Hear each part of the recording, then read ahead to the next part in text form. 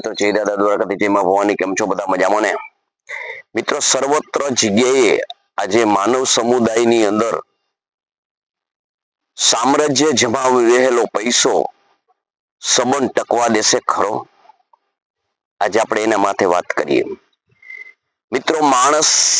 આજે પોતાની ઇજ્જત આબરૂ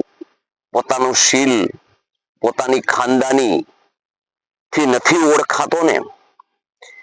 એટલો માણસ પૈસાથી ઓળખાય છે કોઈ પણ સમાજનો માણસ હોય કેવા લક્ષણો છે કેવા એના ભૂતકાળની અંદર કામો છે કેવા એના પૂર્વજનોના કામો છે કેવા એના પરિવારની અંદર બનાવો છે કઈ રીતે જીવી રહ્યો છે એ કશું જોવામાં આવતું નથી બસ ફક્ત એક જ જોવામાં આવે છે અને એ એટલે કે પૈસો માણસ પૈસાની પાછળ એટલો આંધળો છે ને કે જીવનની અંદર બધા નૈતિક મૂલ્યો નેવે મૂકી અને ફક્ત એક જ લક્ષ્યમાં છે પૈસો પૈસો હશે તો બધું મેળવી લેશું પૈસાથી બધું વેચાય છે પૈસાથી ખરીદાય છે પૈસાથી સર્વત્ર મળે છે પૈસા સિવાય ન જીવી શકાય પૈસો સર્વત્ર છે આવું માણસના મગજમાં કાયમી માટે ઘર કરી રહેલો આ પૈસો આ દુનિયામાં એવું સામ્રાજ્ય જમાવી રહ્યું છે ધીરે ધીરે સંબંધો નષ્ટ થવા માંડ્યા છે તમારો ગમે તેવો સંબંધ હશે ગમે તેવા તમે ખાનદાન હશો ગમે તેવા તમે ઈમાનદાર હશો પણ જો તમારી પાસે પૈસો નહીં હોય ને તો તમારા મગજમાં એવું છે ને કે આપણે આ કરી શકશું નહીં કરી શકો ગમે એવો સમુદાય હોય ગમે એવો સમાજ હોય ગમે ત્યાં તમે બેઠા હોય ગમે તેવી તમારી ક્રેડિટ હોય પરંતુ એની અંદર જો પૈસા વાળો માણસ નિકંબો હશે લાલચુ હશે લફંગો હશે ચારિત્રહીન હશે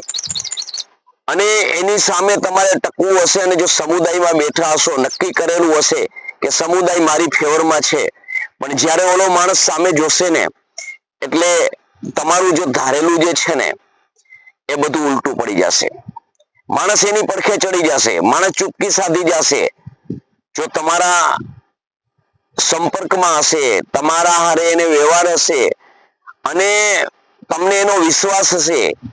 કે આ સત્યના તરફી બોલશે ઈમાનદારી તરફ બોલશે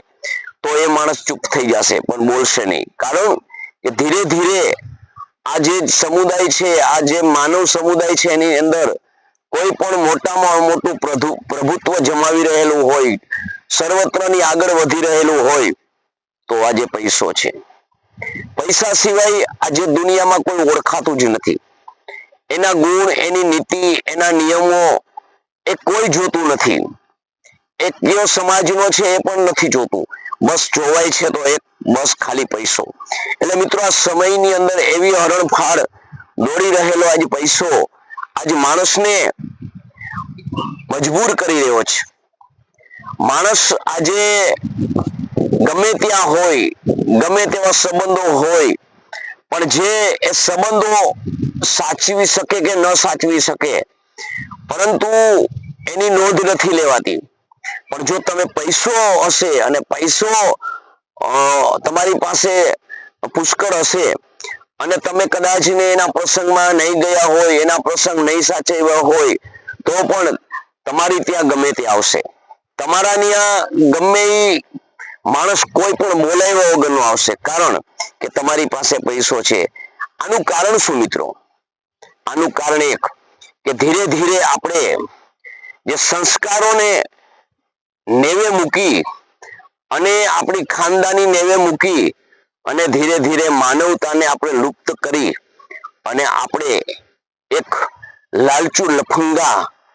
અને એક જે વિશેષ માનવ તરીકે જીવન હતું એ ગુમાવી અને આપણે એક ખાલી જાનવર જેવા આપણે થવા માંડ્યા છીએ આપણે ગમે તે માણસ આપણે વાત કરીએ ને કે ગમે તેવી લાલચ આપો પણ લલચાય નહીં એનું કારણ એક જ હતું કે એમાં સ્વમાન હતું આપણે સ્વમાન ગુમાવી રહ્યા છીએ આપણે સ્વમાન મૂકી દીધું છે આપણે જાતિ અભિમાન મૂકી દીધું છે આપણે માણસ થાય એમ જ્યારે આપણને કહેતા ને એટલે આપણે બધી વાત આપણા નજર સામે આવતી આજે એ આપણે મૂકી દીધું છે. એટલે આપણે માનવ મટી ગયા છીએ, ખાલી આકૃતિએ માનવ રહ્યા છીએ. આપણે આપણા ઋષિ મુનિઓના ચરિત્ર વાંચવાના મૂકી દીધા છે. આપણે ઋષિ મુનિઓનું જીવન કેવી રીતે જીવ્યા છે એ આપણા જીવનમાં ઉતારવા માટે, આપણું ઘડતર કરવા માટે આપણે આચરણમાં લેવાનું પણ મૂકી દીધું છે. એટલે આ પરિસ્થિતિ ઊભી થઈ છે. માણસ ધર્માદો હોય, માણસ ગમે તે હોય, આપણે કહી છે ને આગળના વખતમાં અમુક મોટા ધર્મ, મોટા મહારાજાઓ હતા, એ અન્ય રાજ્યની અંદર અસુવિધા હોય તો પોતાના નામ મારી અને એ સુવિધા કરતા, હવેડા બંધાવતા, વાવ ખોદાવતા. ત્યારે આવી યોજનાઓ નહોતી, છતાં માણસના જીવન ટકવા માટે અમુક વસ્તુ છે, ગૌચર કરતા, ગૌચરની જમીનો આપતા, આવું જે કરતા, અને એનું લેવું એ પાપ ગણતા, એનું હડપ કરવું એ કલંક ગણતા. એના હિસાબે આજે માણસ ગમે તે હોય, શમશાનનું હોય, ધર્માદાનું હોય, દીકરીનું હોય, કે ગમે તેનું ભાણેજનું હોય, પણ પૈસો હોય એટલે એ પૈસો ખાલી એક લક્ષ્યથી જોઈ અને માણસ આજ પૈસો મેળવવા ન કરવાના કૃત્ય કરી અને પૈસો મેળવી અને મહાનતા મેળવી રહેલ મળે છે. આવું સમજનારો માણસ આજ પૈસાના પાછળ પાગલ છે. એટલે પૈસાને પ્રભુત્વ જે આપણે આપતા થયા ને, એટલે સંસ્કાર, સંતતિ, આ બધું આપણે એકદમ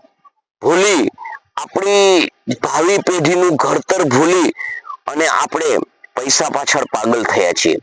તો મિત્રો, જીવનની અંદર હંમેશના માટે યાદ રાખજો કે સર્વત્ર જગ્યાની અંદર આજે પૈસો એટલું હરણફાળ છે ને કે પૈસાને થકી જ તમે ઓળખાવ છો. પૈસો હોય તો જ તમારું માન છે, પૈસો નથી તો તમારું કશું જ નથી. પૈસો, મિત્રો, પૈસા માટે માણસ આજે સંબંધ તોડી રહ્યું છે, પૈસા માટે પરિવાર તોડી રહ્યું છે, પૈસા માટે માણસ આજ ખૂન ખરાબા કરી રહ્યું છે, પૈસા માટે આજ માણસ બાપ દીકરીના સંબંધો જે છે ને એક કોર્ટ કચેરીએ છે. તો વિચાર કરો મિત્રો, જે સંસ્કાર હતા, જે જીવનમાં નૈતિક મૂલ્યો હતા, કે જે પાયાની અંદર આપવામાં આવતા. આપણે જોઈ છીએ કે એકને રાજ મેળવવા માટે લાલચી લાગે છે કઈ માતાને, અને ભરત માટે રાજ માગે છે તો ભાઈ એને ઠુકરાવે છે કે મારે મારા ભાઈનું નથી જોતું. આ જે યુગ હતો, આ સમય હતો, અને એ જ સમય, એ જ યુગની અંદર, એ જ સમાજની અંદર, એ જ વાતાવરણની અંદર આજે હું ને તમે એકાબીજીના હકનું છે એ માટે આપણે કોર્ટ કચેરી કરીએ છીએ. તો મિત્રો, વિચાર કરો કે સર્વત્ર જગ્યાએ છવાયો છે કે નહીં પૈસો? આજ રૂપિયો જ દેખાય છે ને માણસને. રૂપિયા સિવાય કશું સંબંધ ક્યાં દેખાય છે અત્યારે? તમે જુઓ, ગમે ત્યારે બેન ભાઈના સંબંધો બગડી જાય છે, કારણ કે બાપની મિલકત મોટી હોય તો દીકરી સાસરે જાય છે તો એમાં પણ લાલચ કરે છે, અને ભાઈ છે એ બેનના ઘરે બહુ સારું હોય તો એમાં પણ લાલચ કરે છે. વિચાર કરો તમે, એમાં સંબંધ છે, એનો ભાવ પ્રેમ છે, એ કશું દેખાતું નથી, બસ પૈસો દેખાય છે. આપણે દીકરીની સગાઈ કરીએ છીએ, આપણે દીકરાની સગાઈ કરીએ છીએ તો આપણે સંસ્કાર ઓછા જોઈએ છીએ, આપણે પૈસો વધારે જોઈએ છીએ, આપણે પૈસાને વધારે માન આપીએ છીએ. એનું કારણ એક જ છે કે આપણે માનસિકતા જ એવી બેસી ગઈ છે હવે કે સંપત્તિ જોશે, સંસ્કાર નહીં હોય તો ચાલશે. એટલે ધીરે ધીરે આ સમય, આ યુગ, જે માનવ સમુદાય છે, આ પૈસા સર્વત્ર જગ્યાએ પોતાનું સામ્રાજ્ય સ્થાપશે ને, એટલે અમુક ટાઈમે આ જે સંબંધો છે એ જળમૂળથી ઉખડી જશે, અને જે માણસ છે ને એ એકદમ રાક્ષસી વૃત્તિનો થઈ જશે, અને છેલ્લે માણસનું પતન કરશે. તો મિત્રો, જીવનમાં પૈસો જે છે ને એ સામ્રાજ્ય જમાવી રહ્યો છે, પણ ટકે તો સંબંધ મહત્વના છે. સંબંધો ટકાવજો. જય માતાજી, જય દાદા દ્વારકાથી, જય માં ભવાની.